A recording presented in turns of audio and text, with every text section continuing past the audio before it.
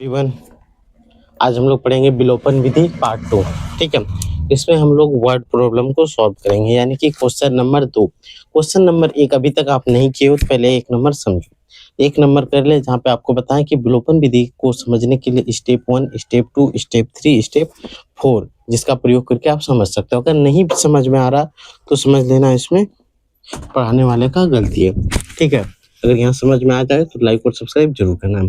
तो देखो, स्टेप 1 में आपको क्या बताए थे कि समीकरण जो होगा उसे एक मानक रूप दे देना है, समीकरण का मानक रूप देना है। ठीक है, स्टेप 1 में यही बताए थे। दूसरा नंबर स्टेप 2, स्टेप 2 में आपको क्या बताए थे कि चर संख्या के गुणांक को समान करना। गुणांक का मतलब कोफिशिएंट को समान करना, समान करना, यही बताए थे। स्टेप 3 में आपको क्या बताए थे? स्टेप 3 में आपको यही बताए थे कि जो समान होगा उसको प्लस या माइनस करना, समीकरण को जोड़ या घटा करना। बहुत सारे बच्चों को यही कंफ्यूजन होता है कि कौन सा समीकरण को जोड़े कौन सा घटाएं, उसके लिए आप पार्ट 1 जरूर देखें। ठीक है, और स्टेप 4 में अब जो मान वैल्यू आया होगा उसे वैल्यू को समीकरण 1 या 2 में पुट करें। यही तो 4 स्टेप था। 4 स्टेप को अगर याद कर लोगे तो आप आराम से विलोपन विधि को बना लोगे, कोई भी डाउट नहीं होगा, एक भी डाउट नहीं होगा। और समीकरण को जितने भी समीकरण है अगर विलोपन विधि से हल करते हो तो आसानी से हल कर पाओगे। ठीक है, तो स्टेप 1 समीकरण के एक मानक रूप में लिखना है। पार्ट 2 में हम लोग क्वेश्चन नंबर 2 शुरू करेंगे, जिसमें पहला क्वेश्चन ही जो भी होगा उसका समीकरण एक बनाएंगे, चर संख्या का गुणांक समान करेंगे। कोई भी एक चर का, दोनों चर का नहीं, एक चर, दोनों समीकरण का कोई ना कोई एक चर को हमें क्या करना है? समान। प्लस कहाँ करेंगे? अगर दोनों विपरीत चिन्ह हो, अगर विपरीत हो, जैसे कि चर में माइनस प्लस हो तो वहां पे हम लोग जोड़ कर सकते हैं। जहाँ समान चिन्ह हो, जैसे प्लस प्लस हो, माइनस माइनस हो, तो वहां पे हम लोग घटा करते हैं। ठीक है, तो ये पॉइंट आपको याद रखना था। तो इसको हम लोग एक बार मिटा लेते हैं, उसके बाद हम लोग शुरू करते हैं क्वेश्चन नंबर 1।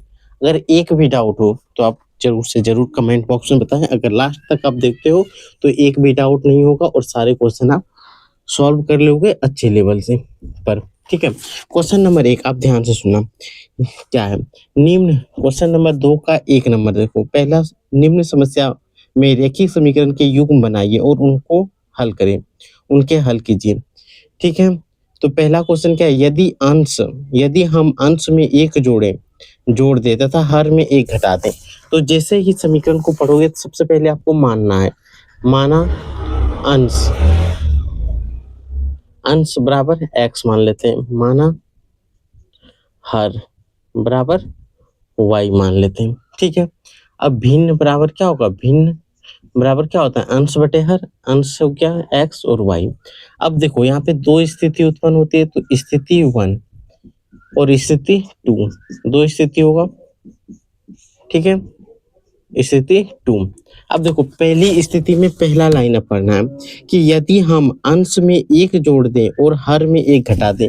अंश तो ये है, तो अगर हम लोग अंश में एक जोड़ दें और हर में एक घटा दें तो क्या बोला गया? घटा दें तो भिन्न एक में बदल जाता है, तो ये भिन्न एक के रूप में हो जाता है। तो पहला स्थिति तो हमें ये बोला है। अगर इसको हम लोग सॉल्व करते हैं, इसको मिटाते हैं, अगर इसको हम लोग सॉल्व करते हैं तो क्या होता है? क्रॉस मल्टीप्लाई होता है कि नहीं? तो हमें क्रॉस मल्टीप्लाई करना है। हमें क्या करना है? Cross multiply. सिंपल आपको क्रॉस मल्टीप्लाई यहाँ पे कर देना है। तो देखो, जैसे कि क्रॉस मल्टीप्लाई करेंगे, इससे इसको गुना करेंगे, यहाँ कुछ नहीं है तो एक रहता है, इससे इसको गुना करेंगे तो एक से इसको गुना करो तो x प्लस 1 होगा, और इसको भी गुना करें तो y माइनस 1 होगा, क्योंकि एक से गुना कर रहे हैं। अब देखो x प्लस, यहाँ देखो y क्या है? y क्या है? प्लस में, तो उसको उठा के इधर कर लें तो ये माइनस में हो जाएगा, और यहाँ माइनस 1 है, प्लस को उठा के इधर कर दें, ये प्लस में 1 है तो इधर आके माइनस में 1 होगा। तो x माइनस वाई बराबर माइनस माइनस प्लस यानी -2। इसी को समीकरण 1 मान लेंगे। तो पहला स्थिति यहाँ से कंप्लीट। कोई दिक्कत हुआ समझने में तो ये बताओ। अगर दिक्कत हो रहा है तो कमेंट बॉक्स में जरूर बताना, एक भी दिक्कत नहीं आएगा। ठीक है, अब बढ़ते स्थिति 2। कंडीशन 2 में क्या होता है? कंडीशन 2 बोल रहा है कि हर में एक जोड़ दें, यदि हर में एक जोड़ दें तो यह 1/2 में बदल जाता है। हर में एक जोड़ दें यानी एक्स वाई, हर में एक जोड़ देते हैं तो ये 1/2 में बदल जाता है। यही है कि नहीं? इसी को आप सॉल्व कर दो। आपको क्या पता है क्रॉस गुना होता है, जैसे ही इससे गुना करेंगे 2x होगा बराबर, अब ये इससे गुना होगा y प्लस 1। अब देखो 2x, अब y प्लस में तो इधर आके माइनस में होगा बराबर 1। ठीक है, तो लाइट ही कट गया, एक सेकंड रुके। ठीक है, देखो यहाँ पे तो हमारे पास समीकरण 2 आ गया ना? स्टेप 1 यहाँ से कंप्लीट, समीकरण का एक मानक रूप में लिख लिए। स्टेप 2 में क्या बोले कि चर पद, कोई भी चर पद को समान कर देना है। तो देखो यहाँ पे भी चर पद देखो माइनस माइनस, अगर इसका कोफिशिएंट देखा जाए y का कोफिशिएंट 1 है, यहाँ भी कोफिशिएंट 1 है, यानी कि इसको ये तो समान है ही, तो इसको लिख सकते हैं 1 गुना 1, क्योंकि समान है 1 से गुना करेंगे तो वही होगा। तो यहाँ पे लिखेंगे समीकरण 1 गुना 1। और देखो यहाँ पे क्या है, समान है, देखो यहाँ माइनस है, यहाँ भी माइनस है। जब समान रहे तो जोड़ होता है, तो जोड़ लिख देंगे, कोई दिक्कत। समीकरण 2 गुना 1 करने पर, अब गुना कर दो। यहाँ जो 1 है, 1 से गुना करेंगे तो 1 गुना एक्स, एक्स 1 गुना वाई तो माइनस वाई, 1 गुना 2 तो 2 और माइनस है तो माइनस। अब इससे हम वही प्रोसेस यहाँ करेंगे, 2 से गुना करेंगे 2x, यहाँ 1 है, 1 गुना वाई करेंगे तो माइनस वाई, यहाँ पे 1 गुना 1 करेंगे तो 1, ये होगा। अब देखो यहाँ पे प्लस है तो यहाँ माइनस हो जाएगा, यहाँ माइनस है तो प्लस हो जाएगा, यहाँ प्लस है तो यहाँ माइनस हो जाएगा। अब ये तो यहाँ ऊपर वाला देखना है, यहाँ माइनस और प्लस कट के क्या होगा, माइनस और प्लस कटाएंगे तो क्या होगा बताओ, माइनस प्लस कट के 0 हो जाएगा, क्योंकि y में y घटाएंगे तो 31। अब देखो यहाँ माइनस है, ये प्लस है। ठीक है, तो यहाँ पे क्या हो जाएगा, घटा होगा कि नहीं, x में घटाएंगे ये 2x तो क्या बचेगा, सिर्फ माइनस x बचेगा कि नहीं। अब देखो माइनस माइनस प्लस यानी -3 होगा, क्योंकि 1 में 2 जोड़ेंगे तो 3, -3 यहाँ से यहाँ कट जाएगा, तो x का वैल्यू क्या आया 3, x इज इक्वल टू 3। यही x का वैल्यू हम लोग यहाँ पे रखेंगे। अब देखो x का मान समीकरण 1 में रखने पर, समीकरण 1 में रखने पर अब ये स्टेप 3 आ गए। स्टेप 3 में आपको क्या बताते हैं कि x का मान पुट कर देना है, जहाँ पे रखना है वहाँ पे। तो स्टेप 3 में देखो पुट कर देते हैं, समीकरण 1 कहाँ गया, यहाँ x माइनस वाई बराबर -2, यही है कि नहीं। अब x के जगह पे हमें क्या बिठाना है, 3 माइनस वाई बराबर -2, तो माइनस वाई बराबर क्या होगा, -2 है, ये तो इधर प्लस में है तो इधर आके ये माइनस में होगा, तो माइनस वाई बराबर माइनस माइनस प्लस तो -5, ये तो कट जाएगा तो y बराबर 5। तो यहाँ पे भिन्न बराबर क्या आएगा, भिन्न बराबर अगर निकाला जाए तो भिन्न बराबर क्या है, देखो x बटे वाई, x का वैल्यू 3 आया है, y का वैल्यू 5, तो यहाँ से आंसर क्या होगा 3/5, ये होगा इसका फाइनल आंसर। कोई दिक्कत, ये पूरा तरीके से समझ में आया, कोई भी डाउट हो तो आप पूछ सकते हो। ठीक है, ये यहाँ पे इधर कंप्लीट होता है। अब देखो यहाँ पे 2 नंबर क्वेश्चन नंबर है, इसी का दूसरा पॉइंट, दूसरा नंबर 2 का 2 नंबर क्या है, तो ध्यान से सुनना। दिया कि 5 वर्ष पूर्व नूरी की आयु सोनू की आयु की 3 गुनी थी। तो यहाँ पे देखो सबसे पहले लिखेंगे माना नूरी की वर्तमान उम्र, वर्तमान उम्र मान लेते हैं x, और यहाँ पे लेते हैं माना सोनू की वर्तमान उम्र,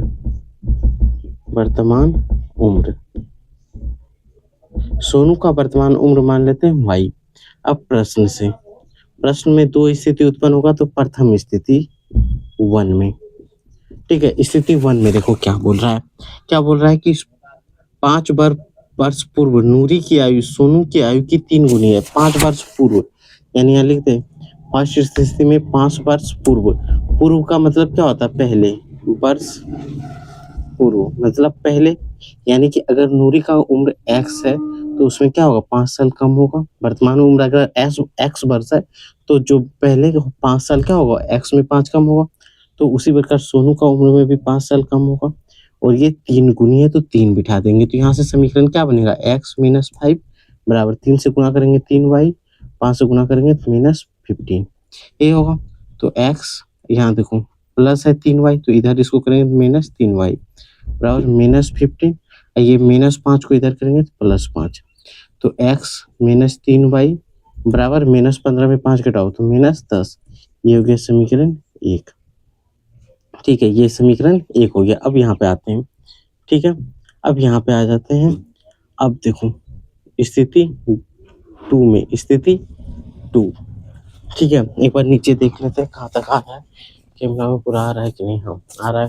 तो स्थिति 2 देखो क्या है, स्थिति 2 में क्या बोला गया है कि देखो 10 वर्ष पश्चात, यानी 10 वर्ष पश्चात मतलब बाद में, वर्ष पश्चात 10 वर्ष पश्चात क्या होगा, 10 साल उम्र बढ़ जाएगा। तो वर्तमान उम्र जो है, जैसे नूरी का उम्र है x वर्तमान में है, तो 10 साल इधर भी बढ़ेगा, और y सोनू का भी उम्र है, तो इसमें भी 10 साल क्या होगा, ऐड हो जाएगा, होगा कि नहीं। 10 साल ऐड कर देते हैं, जैसे ही ऐड करते हैं तो क्या होता है कि सोनू की आयु की 2 गुनी हो जाएगी, सोनू की आयु की 2 गुनी हो जाएगी, तो 2 से गुना कर देते हैं, तो सिंपल यहाँ से क्या होगा, x प्लस 10, इसको गुना करेंगे 2 गुना y, 2y, 2 गुना 10 20, तो यहाँ पे क्या आ जाएगा, x प्लस ये 2 है तो इधर करेंगे तो माइनस हो जाएगा, होगा कि नहीं, प्लस 2y है तो इधर करेंगे तो क्या होगा, माइनस 2y होगा। अब 20 है, इस प्लस को इधर करेंगे तो माइनस 10, तो x माइनस 2y बराबर क्या होगा, 20 में 10 घटाएंगे तो हमेशा क्या आएगा, 10, तो यहाँ से हो गया समीकरण 2।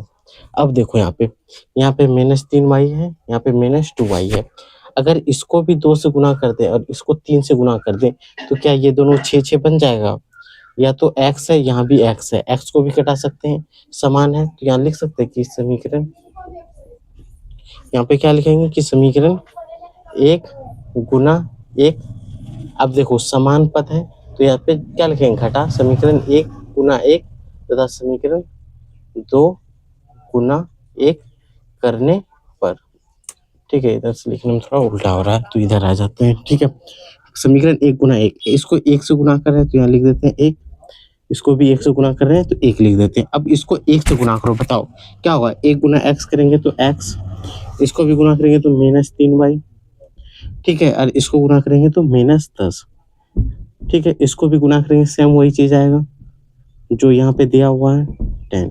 अब देखो यहाँ पे प्लस है तो माइनस, या माइनस है तो प्लस, या प्लस है तो माइनस, अब देखो माइनस माइनस प्लस बोलोगे माइनस 20, कोई दिक्कत। अब यहाँ प्लस माइनस घट जाएगा, घटेगा कि नहीं, प्लस माइनस माइनस होगा, तो यहाँ पे बच जाएगा क्या, माइनस y, और ये तो कट ही जाएगा, तो यहाँ से y इज इक्वल टू 20 आ गया, क्योंकि माइनस से माइनस कटा देंगे तो y इज इक्वल टू 20।